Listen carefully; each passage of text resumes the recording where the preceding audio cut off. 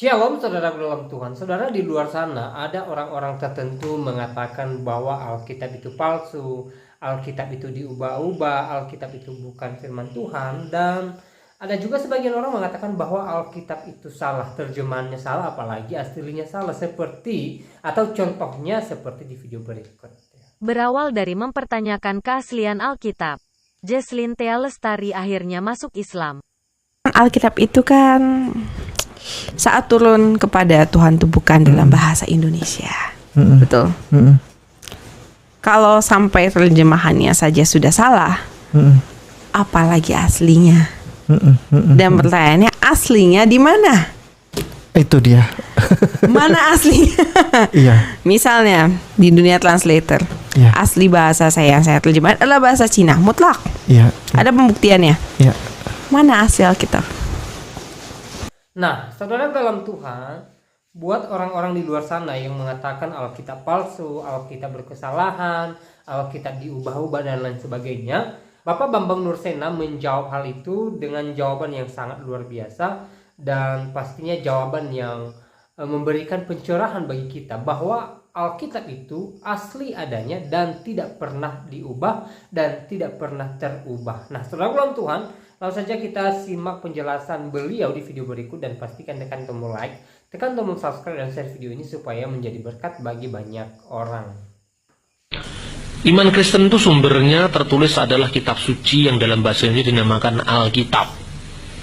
Bahasa Arabnya Al-Kitabul Muqaddas, jadi kitab yang suci. Di kitab ini dibagi menjadi dua bagian besar yang namanya Perjanjian Lama, Al-Ahdul Qadim, dan Al-Ahdul Jadid, Perjanjian Baru. Apa yang dinamakan Perjanjian Lama itu sebetulnya kitab suci dua agama, yaitu agama Yahudi dan agama Kristen. Dengan demikian kitab suci orang Kristen itu kitab suci dua agama untuk Perjanjian Lama. Fakta ini cukup mestinya menjelaskan bagi kalangan tertentu yang menuduh terjadi pemalsuan kitab suci. Sebab seandainya orang Kristen memalsukan kitab sucinya, orang Yahudi pasti protes, karena kitab yang sama diimani oleh dua komunitas iman. Sekalipun hasilnya tidak sama kesimpulannya. Orang Kristen percaya bahwa seluruh nubuat-nubuat dalam kitab Taurat, kitab para nabi, itu telah digenapi dalam diri Yesus Kristus orang Nazaret sebagai juru selamat atau Mesias yang dijanjikan. Tapi orang Yahudi percaya bahwa Mesias akan datang, tapi Mesias itu sekarang belum datang. Ini kesimpulannya beda, tapi sumbernya sama. Lah seandainya orang Kristen memasukkan kitabnya, ini kan berarti perjanjian lamanya sudah beda dengan perjanjian lama Yahudi. Nah ini yang perlu dilihat. Orang Yahudi menyebut perjanjian lama tentu bukan perjanjian lama, sebutannya adalah Tanakh. Tanakh itu singkatan dari Torah, Nevim, Weketuvim.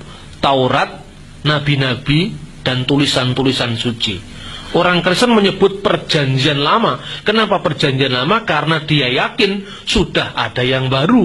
Makanya yang sebelumnya disebut lama. Perjanjian baru, nama perjanjian baru itu baru muncul abad kedua dari tulisan seorang bapak gereja yang bernama Justinus Martir. Dia pertama kali menyebut perjanjian baru sebagai memori para rasul. Karena dari rasul-rasul lah dokumen ini tertulis, yang disebut perjanjian baru. Tapi isinya sama, sekalipun urutannya tidak sama. Orang Yahudi itu urutan kitabnya, pertama kitab Bereshit. Bereshit itu kitab kejadian, kemudian diakhiri dengan kitab Tawarikh. Jadi Maleakinya di tengah. Nah orang Kristen lain, orang Kristen pertama kejadian, terakhirnya Maleaki. Tapi sebetulnya ini juga bukan ciptaan orang Kristen, karena orang Yahudi itu terbagi dua. Yang namanya orang Yahudi yang ada di Tanah Suci di Yerusalem, dan orang Yahudi diaspora. Orang yang di diaspora itu orang Yahudi yang berada di luar Yerusalem. Pada abad-abad sebelum Masehi itu, anak cucu mereka sudah jarang yang memahami bahasa ibu mereka, yaitu bahasa Ibrani. Lalu diterjemahkanlah atas izin Imam Agung di Yerusalem untuk Alkitab Perjanjian Lama diterjemahkan dalam bahasa Yunani yang dikenal dengan Septuaginta. Nah di dalam Septuaginta itu Maleakinya ditaruh di belakang. Orang Kristen mengikuti Septuaginta ini. Jadi kekristenan sama sekali bukan tradisi iman yang baru, tidak pernah. Di Indonesia ini kan seringkali disalahpahami itu karena memang agama Yahudi tidak ada, sehingga orang Kristen dipersalahkan katanya bikin-bikin sendiri.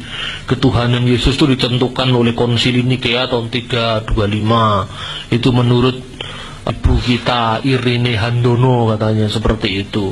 Padahal kenyataan itu tidak seperti itu jauh dari kebenaran. Konsili Nikea itu tidak pernah menuhankan Yesus. Konsili Nikea itu hanya menetapkan kanun al-iman, menetapkan patokan iman yang sudah diimani oleh gereja. Setelah Yesus naik ke surga, Petrus menggantikan Yesus, kemudian menjadi pemimpin gereja di Antioquia. Setelah ditinggal ke Roma, diangkat dua orang wakilnya dia yang namanya Evodius dan Ignatius. Kemudian Petrus memiliki murid di Roma namanya Clement. Kemudian Petrus memiliki murid namanya Markus. Markus datang ke Iskandaria, Mesir. Seluruh tulisan-tulisan ini menjadi dokumen sejarah yang hari ini pun masih bisa dibaca. Lah karena itu dari Petrus punya murid misalnya Ignatius, Yohanes punya murid namanya Karpus, Polikarpus punya murid Irenaeus.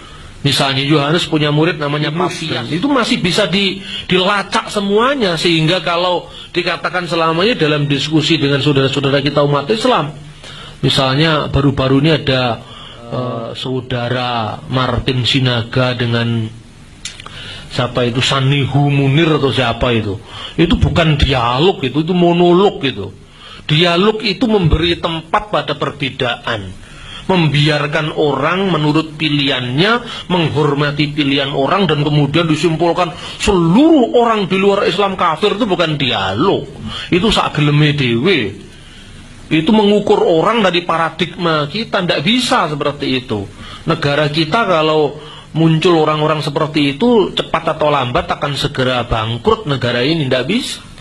Sejak awal Bhinneka Tunggal Ika itu menjadi sumpah bangsa kita untuk kita hidup dalam pluralitas, menghormati identitas kita masing-masing tanpa memaksakan pilihan kita terhadap orang lain, melainkan kita memberi ruang bagi orang lain. Itulah hakikat dialog. Jadi dialog itu bukan menang-menangan, tapi dialog itu saling memahami apa keberadaan kita masing-masing. Antara aspek budaya, aspek agama, dan atau teologis ini tumpang tindih seringkali. Kalau dilacak konflik di Indonesia ini antara agama, bisa dipilah-pilah. Buddha ini relatif tidak konflik dengan Kristen, relatif Hindu tidak konflik dengan Islam, dan seterusnya. Apalagi Konghucu. Kenapa seperti ini? Karena memang rumpunnya beda. Islam ada Nabi, ada Rasul, ada Injil, ada Allah. Ini kan terminologinya sama. Lah, makanya konflik Islam, Kristen, Yahudi ini sebetulnya konflik keluarga Ibrahim. Nah, kenapa? Kalau itu rumpunnya sama, kemudian kan terjadi saling klaim. Lu Nabi itu menurut saya begini, enggak. Nabi itu menurut saya begini, kan terjadi seperti itu.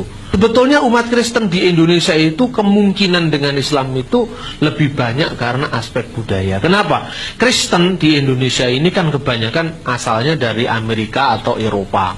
Generasi pertama itu dari Eropa. Generasi kedua Kristen Koboi asalnya dari Amerika, kan gitu kan. Nah, Islam itu di Indonesia ya semuanya dari Arab atau dari Gujarat. Sehingga ada semacam pemetaan yang over simplicity bahwa Islam identik dengan Arab, Kristen identik dengan Barat. Ini konflik budaya. Makanya di Indonesia begitu ngomong soal Arab mesti Islam. Contohnya, Anda pernah mengenal penyair Khalil Gibran. Khalil Gibran itu seorang Kristen dari gereja Maronit. Tapi di Indonesia itu dianggap sepertinya Islam karena dia orang Arab, kan begitu kan. Makanya Anda lihat di beberapa terbitan Khalil Gibran Indonesia itu sebetulnya orang Kristen itu kan banyak ketinggalan dalam konteks informasi ini. Nah, salah satu syairnya Gibran itu dalam salah satu syair judulnya Iram Datul Imat, Iram kota yang berbenteng-benteng. Dia mengatakan begini, Qul la ilaha illallah wa la say'an illallah wa kun masihiyan. Katakanlah la ilaha illallah, tidak ada ilah selain Allah, dan katakanlah tidak ada sesuatu pun selain Dia, dan jadilah kamu Kristen. Loh, ini kan menggegerkan di Indonesia ini kalau dibaca. Loh, bagaimana la ilaha illallah kok Kristen kan gitu kan. Nah, ini salahnya orang Indonesia, salahnya sendiri tuh apa Kristen itu mesti Barat, ke Islam itu mesti Arab kan gitu. Padahal konteksnya istilah la ilaha illallah itu sebetulnya salah satu terjemahan dari bahasa Aramaik. Bahasa Aramaik itu bahasa yang dipakai oleh Yesus. La ilaha illallah itu dalam bahasa Aramaik lait ilah ila Allah. Dalam Risalatu Bulus Rasulul Awal ila ahli Korintus, pasal yang ke-8, jadi surat Rasul Paulus kepada orang Korintus yang pertama pasal 8 ayat 4 itu dengan jelas diungkapkan la ilaha illallahul ahad walana ilahun wahid wa huwallahul abul ladzi minhu kullu syai'in wa ilaihi narji'un. Bagi kita tidak ada ilah selain Allah yang esa. Bagi kita hanya ada satu ilah, satu sembahan, satu Allah, dan itu adalah Bapa yang darinya berasal segala sesuatu dan kepadanya semuanya akan kembali. Makanya wa ilaihi narji'u, semuanya kita, hidup kita akan kembali. Itu dalam teks terjemahan bahasa Arab. Makanya orang Islam kalau ada orang mati mengucapkan inna lillahi wa inna ilaihi roji'un. Sesungguhnya asalnya dari Allah dan akan kembali pula kepada Allah. Kalau ada orang Kristen mati di negara-negara Arab, itu biasanya ditulis intikala ila amjadis samawat, telah pulang ke kemuliaan Bapa surgawi. Itu kalau orang Kristen mati di dunia Arab. Jadi sama-sama Arabnya pun ya lain sebetulnya. Karena Arab Islam dan Arab Kristen itu beda. Di Indonesia nyanyi, pokoknya kalau nadanya banyak mayornya. Nada Eropa itu mesti Kristen, kalau minirnya itu banyak Islam. Lu nada saja sudah diagamakan kalau di Indonesia. Coba bayangkan kalau orang nyanyi lagunya lebih banyak nadanya mayor, itu Kristen, karena itu Barat itu loh. Musik saja dikasih label, pakaian dikasih label, bahasa dikasih label. Nanti lama-lama beras dikasih label, beras Islam, beras Kristen. Makanya hati-hati kalau disumbang sama pondok kasih itu. Nanti itu Yesus Kristus TY, Tuhan Yesus. Nah ini sudah karena dikasih labelisasi tadi. Nah ini yang parah, yang harus mulai kita kita leraikan konflik-konflik semacam ini, karena tidak menguntungkan bagi kehidupan kebangsaan kita. Saya waktu di Kairo 2 tahun lebih ya, seringkali di rumah saya ini tempat mangkalnya anak-anak mahasiswa Al-Azhar. Suatu saat mereka lagi diskusi malam-malam sama saya, terus saya suruh dengarkan itu satu kaset lagu rohani. Judulnya itu ya memang agak netral, judulnya Allah Karim. Saya tanya, ini lagu Islam apa lagu Kristen? Lagunya gini, Allah Karim, Allah Karim. Islam apa Kristen? Islam. Dengarkan dulu bait kedua. Mis mungkin yimsa auladu ilahil azim. Oh Kristen, karena Allah tidak akan meninggalkan anak-anaknya. Loh, kalau anak-anaknya itu mesti Kristen. Auladuhu, karena kalau Islam kan ibadduhu, hamba-hambanya. Orang sering mempersoalkan, loh anak itu apa? Berarti Tuhan itu beranak. Anak itu menunjukkan kedekatan. Kalau hamba menunjukkan ketaatan, ya sudah loh. Oh itu kok diramaikan gitu loh. Nah kemudian dari la ilaha illallah tadi, loh ini kok sama dengan syahadatnya Islam. Yang pertama sama, asyhadu alla ilaha illallah, sama itu di Kristen juga. Wa an la ilaha illallahul ahad, dan Allah itu man huwa Allah. Huwa, dia adalah Allahul ab, dia adalah Allah sang Bapa. Alladzi minhu kullu syai'in, yang daripadanya berasal segala sesuatu. Wa ilaihi narji'u, dan kepadanya kita akan kembali. Sama. Tapi yang kedua beda. Yang kedua kan wa ashadu anna Muhammad Rasulullah, dan kami juga saya mengakui bahwa Muhammad adalah Rasulullah. Kalau di Kristen ini ayat 6 1 Korintus pasal 8 tuh walana robun wahid, dan bagi kita hanya ada satu Tuhan, wa huwa Yashu al-Masih alladzi bihi kana kullu syai'in wa bihi nahya. Bagi kita hanya ada satu Tuhan, dan dia adalah Yesus Kristus yang olehnya diciptakan segala sesuatu, dan untuk dia hidup kita ini ada. Nah, ini kira-kira seperti itu. Jadi kalau di Islam la ilaha illallah Muhammad Rasulullah, di Kristen la ilaha illallah la robba ilal masih. Tidak ada ilah selain Allah, dan tidak ada Tuhan kecuali Kristus. Ini bedanya.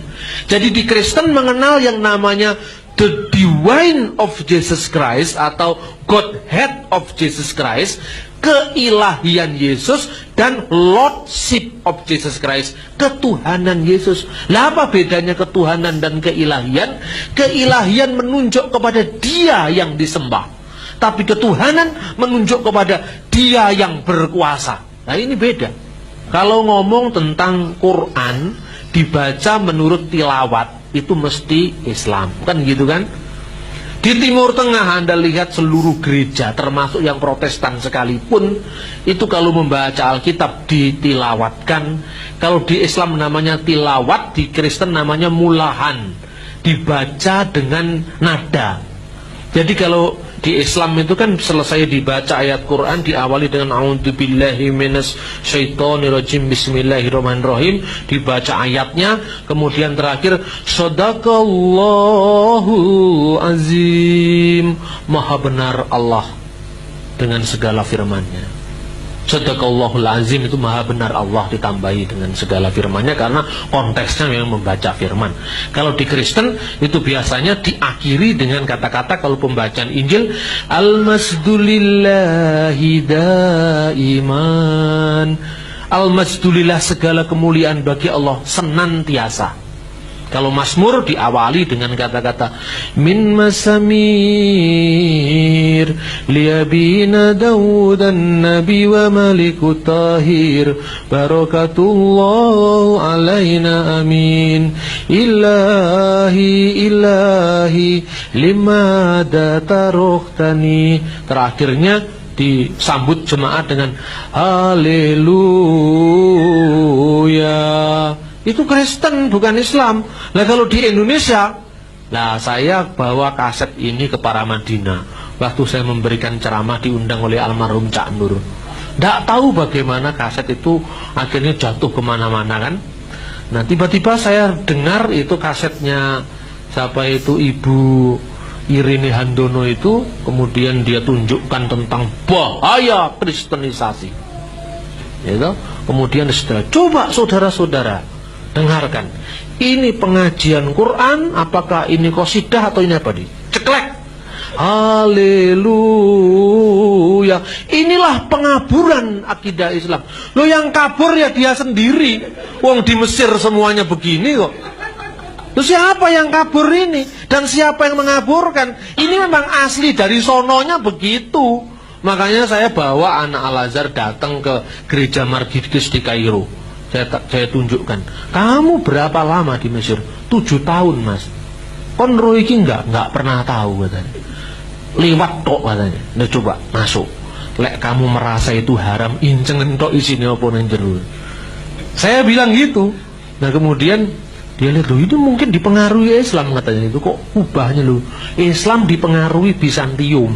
Ini kubah, ini bangunan Bizantium.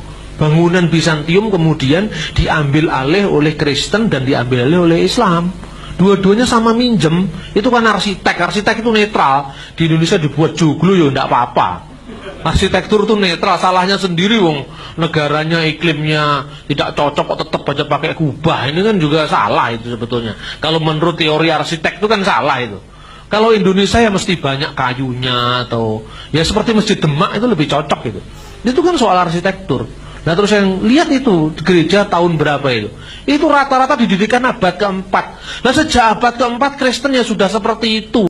Baik, salam Tuhan, videonya kita sudah simak. apa yang disampaikan oleh Bapak Bambang Nursena di video tadi.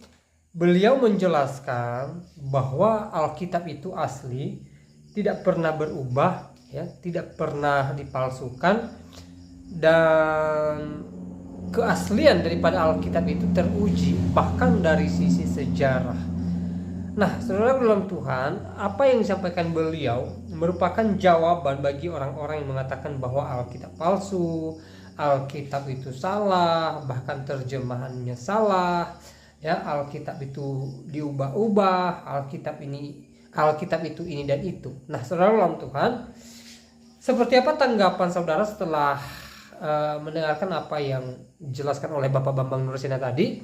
Silahkan tulis di kolom komentar, tuliskan tanggapan yang baik, yang positif, terutama tanggapan yang memuji, memuliakan nama Tuhan dan kerajaan sorga. Nah, saudara dalam Tuhan, kalau kita melihat Alkitab secara keseluruhan dari Kejadian sampai Wahyu, itu sangat berkesinambungan, saudara dalam Tuhan. Tidak ada yang diubah, tidak ada yang berkesalahan di dalamnya. Jadi apa yang disampaikan oleh orang-orang di luar sana yang mengatakan bahwa Alkitab itu diubah-ubah, Alkitab itu palsu, Alkitab itu ada salahnya, ya, itu hanya klaim kosong, ya, klaim yang tidak punya dasar dan tidak punya bukti.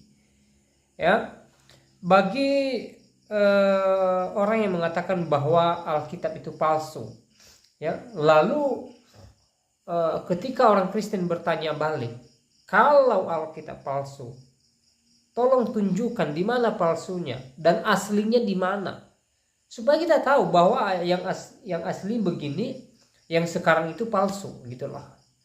Nah, ketika pertanyaan semacam itu disampaikan ke mereka, maka mereka pun sampai sehari ini tidak ada yang bisa membuktikan bahwa Alkitab itu palsu dengan menunjukkan kitab asli dari Alkitab itu sendiri. Ya, jadi sebenarnya itu hanya klaim kosong, ya, klaim yang tidak punya dasar sama sekali. Nah, tolong Tuhan, saya percaya bahwa kita sebagai anak Tuhan, kita sebagai orang Kristen, percaya bahwa Alkitab dari Kejadian sampai Wahyu adalah firman Tuhan yang tidak pernah berubah, yang tidak berkesalahan, dan itu murni firman Tuhan, ya, melalui para nabi, para imam, dan para hamba Tuhan lainnya yang ada tertulis di dalam Alkitab. Nah, saudara dalam Tuhan, kita percaya bahwa keseluruhan isi daripada Alkitab merupakan wahyu Allah kepada umat manusia melalui hamba-hamba Tuhan, ya, melalui para imam, para nabi, ya, para raja dan rasul atau tokoh-tokoh Alkitab lainnya. Ya, saya percaya bahwa, ya, kita beriman teguh bahwa Alkitab adalah firman Tuhan dan sumber kehidupan dalam kehidupan kita. Ya. Nah, saudara dalam Tuhan, kalau kita melihat juga isi-isi daripada Alkitab, sebenarnya tidak ada yang berkesalahan tentang itu. Ya, tidak ada yang salah tentang itu. Ya. Semua berisi firman Tuhan, semua berisi pesan-pesan yang baik, pesan-pesan yang membangun, dan pesan-pesan supaya manusia memuliakan Tuhan dan mengasihi sesama. Itu intinya. Ya, karena inti daripada hukum Taurat itu, ya, mengasihi sesama dan mengasihi Tuhan, gitu. Ya, dan sekali lagi, ya, tidak ada kesalahan di dalam Alkitab. Ya. Jadi kalau ada orang di luar sana mengatakan bahwa Alkitab salah, Alkitab berubah, Alkitab dipalsukan dan lain sebagainya, ya biarkan aja, itu tanggapan mereka. Dan saya percaya itu tidak melemahkan iman kita, karena kita yakin bahwa Alkitab adalah asli, ya. Alkitab adalah asli firman Tuhan, ya, ya, yang disampaikan Tuhan kepada, atau pesan Tuhan kepada umat manusia, khususnya kita yang percaya kepada Yesus Kristus, ya. Nah, saudara dalam Tuhan, sekali lagi, Tuliskan tanggapan saudara di kolom komentar ya, tuliskan tanggapan yang baik, yang positif, terutama tanggapan yang memuji memuliakan nama Tuhan di atas kerajaan sorga. Dan di kesempatan ini saya kembali mengajak kita supaya kita tetap semangat dalam menjalani hari-hari kita ya. Saudara dalam Tuhan, saya tidak bosan-bosan sampaikan buat saudara bahwa kita yang mengandalkan Tuhan, kita yang percaya kepada Tuhan, maka pastinya kita mengalami anugerah daripada Tuhan. Anugerah daripada Tuhan itu tidak terbatas hanya materi gitu loh ya, tidak dalam Tuhan. Kadangkala ya, doa kita tidak kunjung dijawab ketika misalnya kita meminta berkat, meminta ya apa yang boleh kita nikmati di dunia ini. Tetapi ya, walaupun doa kita tidak kunjung terjawab ya, kita harus sadar bahwa Tuhan senantiasa ada bagi kita, memberikan kekuatan bagi kita untuk melewati hari-hari kita. Sehingga begitu sulitnya hari-hari yang kita jalani ya, dengan kekuatan daripada Tuhan kita mampu melewatinya. Kita mampu menghadapi segala badai kehidupan yang menimpa kehidupan kita. Sehingga persoalan demi persoalan, masalah demi masalah itu berlalu begitu saja.